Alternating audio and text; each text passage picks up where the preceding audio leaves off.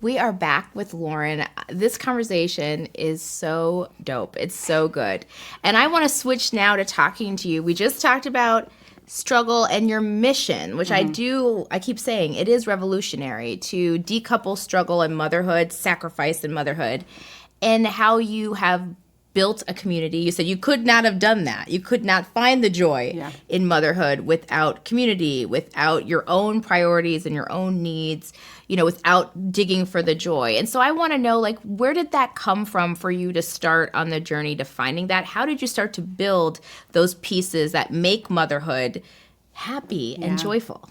Oh, I love that question. So for a long time, prior to being a full-time creator and building this community online, I always worked in fields where I would be helping underserved communities. I worked at a nonprofit for a really long time, where I would lead the learning and development of the recruiters that were getting folks into places that were just underserved, right?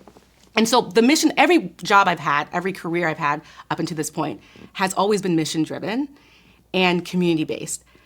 When I became a mother, that became my number one thing I was looking up, Googling, wow, I don't understand that there's no degree, what, I can't study and get my accolades, what is happening? So I really looked to the internet, which I do think is a blessing and a curse. The internet was very, very instrumental in me, especially during COVID. I had my twins. And so I was isolated. I'm not going out to mom groups. I'm not really doing anything. We're not allowed to. So I went to social media and media to find as much information and as much things to help me prepare for becoming a mom, right? And there were so many different women and mothers who weren't really experts, but they were just showing their life and how they navigate challenges and how are they feeling and having honest conversations that may have been more taboo in the past about motherhood. You can love your kids and feel like this is the hardest thing you ever have done and feel like you don't want to do it right now today. And these all can be true, and that does not make you less or great of a mother. The fact that you can feel like you need help and you can feel guilty about wanting to prioritize yourself and also making that being something that makes you a better mother. So this is all to say, it was through some of these stories of women online that really helped me in such a challenging time where you were physically isolated from everyone else, like we were in the pandemic. So it was from there I started to just creating content is I've been doing that since high school. Probably, honestly, since I was dressing up as Janet or whatever in my mirror and be y'all record me. I was always someone that was just, I want to make some funny videos, right? And so it became a creative outlet. I had my career that I was doing simultaneously, but it was something that I was just creating, this is happening for me today. Let me make a video and see what happens. And slowly but surely, I would have women and different mothers, parents, not all women, just thank you for this video. This was hilarious. I needed to see this today. Or thank you for being honest. I was thinking I was the only one feeling this way. I have no one to talk to in my immediate household. I look forward to your videos every day. And then I realized this can be mission driven too. This is also helping others. It's not just fun. And so I slowly started to build and connect with women in that community. They also started becoming my life source of friendships, twin moms that get it, Black mothers that get it, where you have you're not limited by your proximity of who lives near you. Yeah. And so as I started to build that and I was getting sourced from them, I was feeding them things that they needed, it became something that I didn't only want to do, but I knew I needed to do. I knew it would be a disservice if I didn't do this anymore. So that's when I left my full-time career. I was I'm gonna just bet on myself and see where this takes me. Slowly brand deals started coming. I was okay, your girl's gonna I need the change. We're a two-person household here. We need both incomes. And I just started to realize this could be a career, but also in service for something bigger. And yeah, it just kind of took off from there. And I've never looked back. Good for you. And but there's gotta be a piece where there's that moment where you're making the decision, right? This, you have a career path, you have a background in law, and you've done a lot with nonprofits, and you've been around the world living different places. Yeah. At what point did you have that moment where you're okay, I'm still a little scared here, 100%. But I'm going to bet. What was that in your brain, or was there a moment where you're no, this is it. I gotta move on. I will say I was blessed to have, so basically I had moved up. I worked for this company called Teach for America. I was on their senior staff, and I was on an innovation team where the team was a 2-year thing, and then it was going to be like your roles eliminated, and they were going to move me into some other leadership position in the team. So when that came, I'd been with Teach for America now for 10 years with this company. So when that came, where this one segment that I was in, that they took a bunch of different high-performing senior people to do this for 2 years to put them back on staff, it was right when I was at this pinnacle point with my creation, my content creation, where I'm like, I could actually do this for a living, but I'm worried and I need a little bit of a cushion. So long story short story long, when they eliminated that role, they're like, okay, we want to put you here. I was like, well, hold on. Can I see that severance package? Like, severance? I mean, like, do I qualify? Like, yeah, but we want you to, I'm like, let me just see. And I'd been there for 10 years, so it was exactly the cushion I think I needed to be confident in the fact that, like, hey, this will get me to like X amount of months where there's a salary coming in, essentially, because I had a severance. And also gave me like, okay, I've always bet on myself, and I know when I really need to, I'm gonna perform. Black women, we just do that. Yes. Like, we can bet on ourselves till like the end of the day. We're gonna get 10 degrees. We're gonna do it. We're gonna do the thing. And like, once I knew I could do it safely, right? Like in a way that was responsible for my family at the time, that was all she wrote. I think that's what I needed. So would I be able to do that without, like, maybe for some person, it's like just a few weeks. Like, you have some sort of back burner. You put money aside in each paycheck to have this back burner thing, so you can do it. Like, you could do it responsibly, whatever you feel like. Because I'm a risk taker, but not really. I'm going to be like, deuces, I'll see what happens.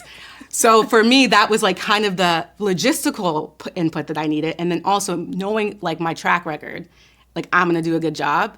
And then just knowing that I love to do it. I always tell people, if you're going to do something, you're going to be an entrepreneur, if you're going to do like content creation, it needs to feel a little bit easy. Like, you need to want to do it without the money. You need to want to like interview folks, or like you need to have some sort of skill set and love for it, because it is not easy, and that's how you bet on yourself. And that's what I needed. Yeah, I mean, my next question was like, what information and tips would you give people? But you already just like laid it out perfectly. You're like, you need to have a little bit of a cushion and be thoughtful and make sure that you love it, and really like the risk versus being really conservative and cautious. It's like, it's finding that balance. It's not just risk. First of all, Black women, I don't know very many Black women who are just going to be like, deuces, I don't care. We ain't doing I'm broke. Homelessness or, mom influencing. That doesn't exist. Yeah. But I do think that there is sometimes that we pull back a little too much. We're too like worried or concerned about what's going to happen. And so we say, okay, wait till the next thing and wait till the next thing. But it's very similar. I did the same thing. So like, I hear you. Like, when I decided to go work for myself, I was like, that's it. I can't do another day working for somebody else. I want to work for me. I did the same thing. Like, I had money on this. I started building a little bit of money on the side. So I felt like, okay, what's the number that I need to know? Right. I can say deuces and be skipping out the door versus stressing. And I do think doing what you love matters. And so my follow-up, after long story short, long explanation lead up to this, is I want to also ask you is, what made you so confident that you could do what you loved? Because I think a lot of people don't do that, right? Like, they do work, but they don't love it. How do you are a mom and your job is around motherhood, which a lot of people are like, that's why I got a job. It's so I don't have to worry about being a mom for 8 hours. Right. How did you pursue and really prioritize it being a thing that you loved when you did your work? So I'd say this answer is twofold. I did say, I'm going to go back a little bit. Like I said, like, logistically, I was able to transition into that role, but a huge, huge part of it was having a support system. Like, I say this, like, motherhood is hard any way you cut it. I know myself. I don't think anyone is meant to do it alone, period. Culturally, even if you have a partner or not, but like, different cultures, literally, the whole village comes out and just supports the mom for like however long she's nursing. The only thing she got to do is nurse, right? Like, so this is all to say, for me to do this passion, there was logistical concerns, but it's also, motherhood is so much more than money. It's so much more than that. I needed a husband that was like, I got you. Like, I got you. I needed my family and friends to be in my corner too. You need that community in order to foster and put yourself first. You just need it, because children take so much time and energy. It's not a one-person role. And in order to do different things, you're gonna need that support. I think the second part to that is that going back to our first point, I want my kids to think about motherhood and be like, my mom was happy. Yes. Like, she's my Beyonce. Yes. You know, like, I want to be like her. Like, I love my mom, don't get me wrong. I would say that there's things that I emulate and, like, so honored that she brought in. And there's a lot of things, like, I know I don't want that for me. And I want my kids to see I'm leading by example. I want to do what she did. She was a great mom, but she also was, like, she had a travel weekend with her girls, or she came back, she was doing an improv class, she'd make funny videos, and she was so happy. My mom was so cool. I want to be like her. Like, you know what I mean? Like, outside of just being like, girl, stop making me cry. Stop looking at me like that. Anyways,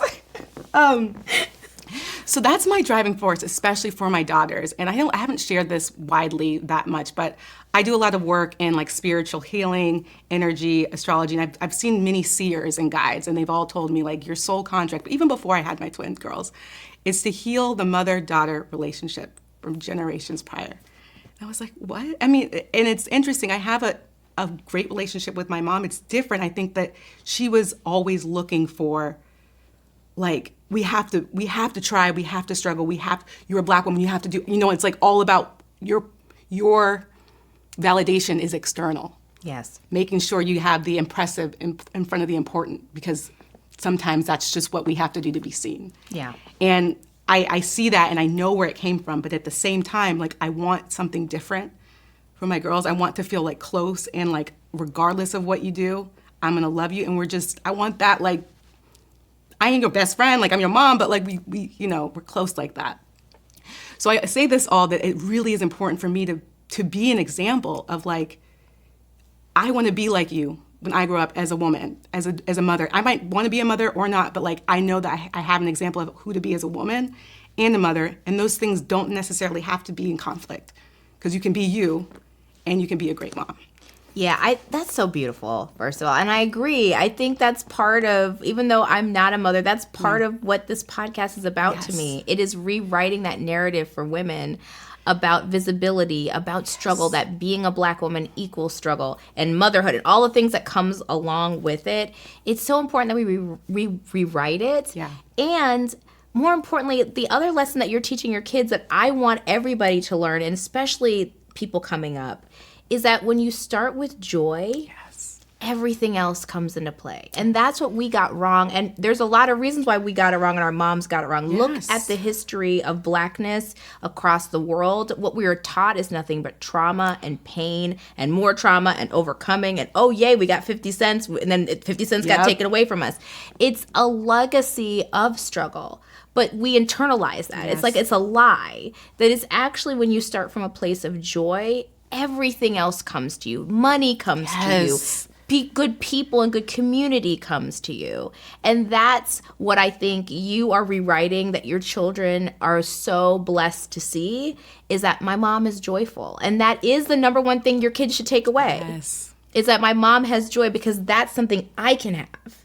No matter if I'm a boy, a girl, whatever gender I choose, like, I get to be happy. Yeah. And that's the biggest gift you can give to anyone, because from that, everything else kind of flows. Yes. And that's where I think I want to take us for our last part of the conversation, is I want to talk about joy. Yes. Because that's what we need to center more of. So when we come back with Lauren, we are going to talk a lot more about what makes her happy. I mean, I think she's pretty happy right now.